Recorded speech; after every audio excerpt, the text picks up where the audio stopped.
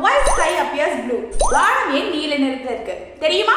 அது உங்க சயின்ஸ் புக்ல இருக்கு. அதுதான் Rayleigh scattering. So Rayleigh scattering ஓட ஃபார்முலா என்னது?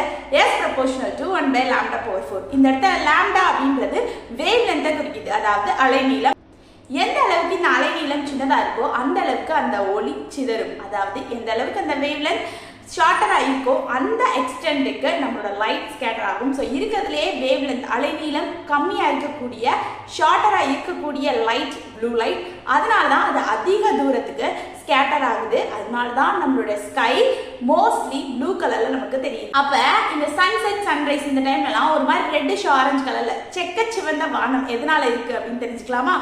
அதுக்கு காரணம் இருக்கிறதுலே கடைசி சிகப்பு, அதாவது மிக நீளமான அலைநீளம் லாங்கர் வேவ்லென்த் இருக்கும். அதுக்கு காலையில டைம்ல ஃபர்ஸ்ட் வேவ், அதாவது முதல் கதிர், அதே மாதிரி சாயங்கால நேரத்துல கடைசி கதிர் நம்ம எர்த்தை விட்டு தூரம் டிஸ்டன்ஸ் அதிகமா இருக்கிற காரணத்தினால சின்ன வேவ்லென்த் ஷார்ட்டர் வேவ்லென்த் இருக்க ப்ளூ லைட்டை காட்டியும் லாங்கர் வேவ்லென்த் இருக்க ரெட் சீக்கிரமா டிராவல் பண்ணிடும். அதனாலதான் அந்த ரெண்டு டைம்ல மட்டும் செக்க சிவந்த வானமா இருக்கு. அண்ட் மித்த நேரத்துல எல்லாத்துலயுமே ப்ளூ நமக்கு அதிகமா சிதறதுனால நம்மளுடைய வானம் ப்ளூ கலர்ல இருக்கு. இந்த மாதிரி 10th ரிலேட்டட் கண்டென்ட்ஸ்க்கு நம்ம சேனலை ஃபாலோ பண்ணிட்டு 10th படிக்கக்கூடிய உங்களுடைய ஃப்ரெண்ட்ஸ் இதை ஷேர் பண்ணிக்கோங்க.